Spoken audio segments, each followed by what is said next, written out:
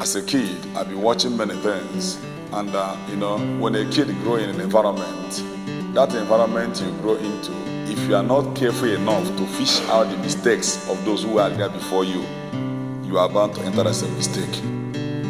When I meet people who taught me of destiny, they try to show me the importance of looking at yourself with other people's eyeglass, not looking at yourself with your own. If you look yourself with eyeglass, you will be right. So I learned how to look myself with other people's eyeglass, not with my own eyeglass. Even those who didn't write anything in the exam, if you ask them to mark, they will mark themselves good. But when you give the paper to another person to mark, you see how they become failures. Stop watching yourself in your own mirror to watch myself, not to watch myself in my own mirror. Because my mirror will always tell to me that you are beautiful, you are a handsome boy. Who told you? Until you hear what people are saying about you behind them, you know whether you're handsome or ugly. Somebody saying, hear what I'm saying now. So even if you can deceive yourself in your physical appearance, oh, I'm a handsome boy, I'm ugly. When it comes to destiny, don't deceive yourself there, because that one is the most important thing. Make sure you know where you are going. Try to use other people's eyeglass to look at yourself. When we read books or study the Bible, we are trying to look at ourselves from that person's book. When you read scripture, you want to look at yourself with God's eyeglass. So if these two things doesn't match in your life, means what you think about yourself is not really true.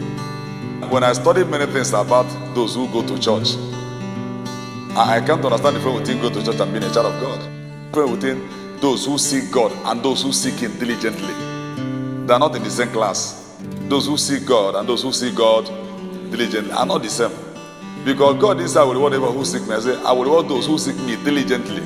So diligent seekers are those who get reward. Those who are seeking are just seekers. And because human nature don't like doing what will benefit him. This body is greatest enemy you have. Not Satan. Who is Satan? Fallen angel. Not even a god. Satan is not a god. Satan is a fallen angel. God said there is no other god, even small or big god, there's no other god. Whatever you call God is just a make-believe thing. They call the God of Shango, God of this one. Those things are not God. They are what we are made to believe. God said, behind me, there is no other small God. The shrine in your village now, if you take them to India, they take and do firewood. Is that not true? Is that not true? But Almighty God, nobody can use the firewood anywhere. What you call Ofo in your village now, they watch out. This is God of your village. Peradventure, he rain one day and carry that wood of Ofo and enter the Niger, enter Lagoon, come out for Lagos. Where they find firewood will carry and do firewood. Because it's not, you just call it God because you believe. Only one God you can't talk with anywhere in the world. Even those who don't believe in God believe that someone that created this world. Beside me, there is no other. So the one you call small God, just you believe it's a God. If you go to another environment, it's not God again. There's only one God, Jehovah God. So when you see another God troubling you, it's what you believe that is. Yeah. If you don't believe it, it won't work for you. Now the question is, how many Christians believe in God? I don't mean Jesus now. How many Christians who say they are born again believe in God? Not even Jesus now, believe in God. Very few. But for me, I'm trying my best to build my trust in God, to believe God on a daily basis. So after making my research, I discovered one thing among others, but I'll let me share one today. That Christian has used the word miracle to make themselves lazy. They lazy around waiting for miracle.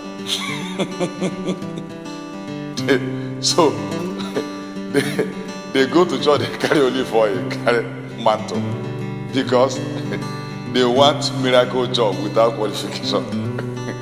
If we are to reverse all the testimony they shared, 80% have lost their own. Because the prophetic voice can give you a job, but they can't maintain the job for you. Moses brought them to the promised land. Moses will not go and cultivate for them. When they get to the promised land, Joshua shared land for them and said, now start to plant. Moses has finished his own. In the midst of the promised land, the Bible still gives a commandment and says, when you are harvesting, leave some for the poor. And is it clear now? It was in the promised land Jesus said, the poor you always have in your midst. So when Christians think that promised land, when you just get to promised land, everybody begin to enjoy, it's a lie. Never. When they get to promised land, you have to plant there, cultivate, harvest, and bring your 1/10 of that what you harvested. If you can't plant and harvest, you go to a farm of others and take the one they left for the and the. I want to follow me. The poor and the. That our church is doing fine does not mean you must do fine. No, there must be poor people in a fine doing church who cannot pay their children. Somebody said when the school came, when the Anglican and Catholic brought school, their school were free. In what kind of environment? Under mango tree. The free school we went to, we are not in a air-conditioned house. So why do you want this one to be free like the one they brought 1961 in Nigeria? Is somebody following me? That one there was no computer, no electric, so they don't pay the utility bill. When you come in the morning, you go to school. When it is night, everybody go and sleep. Education finished. But you want to study in the school, you have 24 hours of power supply. In Nigeria, where there's no light, and you still want it to be, because there are many poor people. So the poor mentality is there. So that poor mentality has traced into our African people. Then the miracle saga has made Christians poor and lazier than the children of the world. Jesus made it clear, say they are smarter. So they are busy talking about powerful pastor. Hey, that pastor get power, that pastor get power, this one get power. They're busy talking this for 2 hours, don't bad, they sleep. Talking how the other pastor get. And now in the morning they go to church with their olive oil, mantle, or chaplet. Am I going to get now? So they believe what they do, God will just do something. Or they carry mantle, or just call olive oil, pour in your shop. How many people pour olive oil in their shop? Which stop? The more they pour it, the more the sales go down. Have you not seen people who go to pray in their shops? After prayer, the shop is not doing fine. Have you not seen it before? Because that there's nothing there. There are principles of life. So Christian, because of miracle saga, has become lazy, dull, dummy, and timid. Put bone here, put meat here now. Put one good born again, what they call a holy born again here, and put unbeliever here. The unbeliever will get that before the Christian. You know why? The Christian will say, oh God, as we go for this meat, let your miracle intervene. And you know, Jesus, they carry man to as I thought I said it would be. And the unbeliever is calculating where to put leg when they blow the whistle. Is someone here what I say now? The unbeliever will calculate if they blow this whistle now, I put here, put here, put here, put here, and get to that place. And the believer close eye, talking to God. Father, in the name of Jesus, if they blow this whistle, every obstacle, every hindrances, I bind them in the name of Jesus. He never even see where the pothole is located. On the road to the meat. The man open his eye.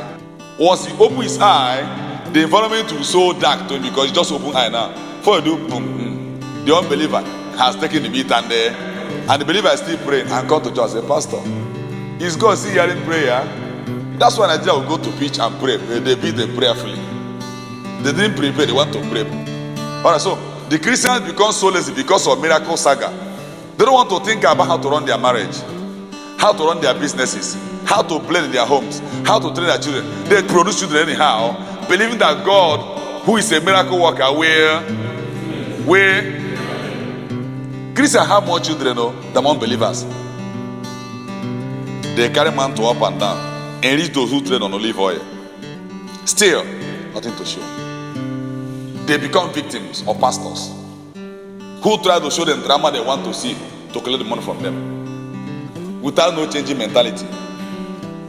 And the money is here. The church likes sentiment. Okay, look at Aaron again. Because of this saga of miracle, some stuff, they want miracle with dull head. It has gotten to a level of children go to school, they won't study, they are waiting for exam, they will come and bring their pen to pray over it. Some of them will go to exam and tie the mantle to their pen. Is it not what you know you write? The Holy Ghost will even remind you. Remind you means things you know that you forgot, not things you don't know. The word remind implies it was in your mind but escaped your mind. The Holy Ghost will bring it back to mind. That's what remind means. Man of God prays. God, who have come out with the man of God, will intervene for you and give you a job. You you go to a job and spoil their equipment, they sack you with debt. The person who shot you in that office is already in debt because you spoil the equipment there, which you claim to know, and you go there and spoil it because miracle brought the job, but miracle cannot keep the job. Are you still here? Miracle can bring job, but miracle cannot. And look at it again. Because of this saga, the laziness crept into church, and we want to jump above the word, he that does not work should not eat. That means there is no food for lazy man. He that does not work should not. We jump it. We don't want to work, but we want to eat. Anytime you want to do something important, your body will discourage you for doing that. So the church are busy trying to get what they did not pay for, and they become spiritual robbers. Somebody who doesn't pay tithe, who doesn't pray in house, is carrying olive oil to go and rob in his shop. The shop will go bankrupt because the ritual man around you has given his son for sacrifice and renew the sacrifice every year. Am I going to get it now? Promoting the kingdom of devil by winning souls into their kingdom. You never want one soul, you become a born again. I want to confront with that man. That man is a diligent servant of his master. He wins souls to the devil.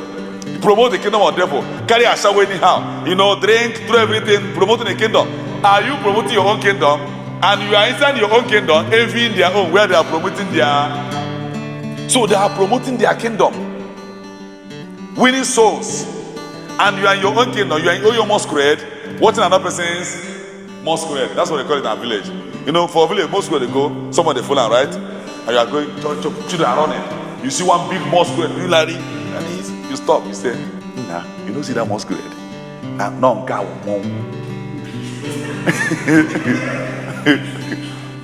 inside your own. That's what Christians are doing. They in their own kingdom, peeping and they hailing the other people's, and that's why they don't get the result.